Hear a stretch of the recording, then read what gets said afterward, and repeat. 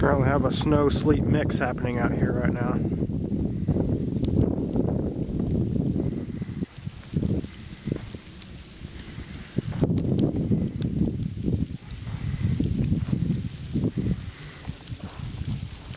About a dusting to a half-inch accumulation in a few places,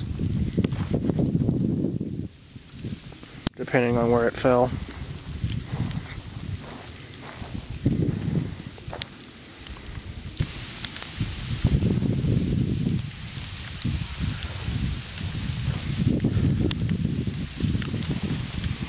Yeah, it's been going back and forth between sleet and snow. Right now it's a little bit of both.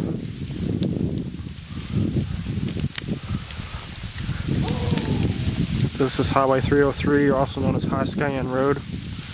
Completely covered in sleet, ice, and snow.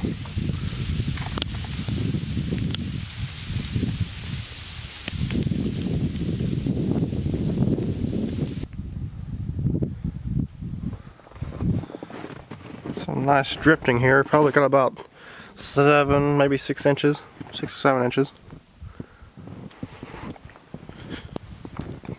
Some decent drifting here.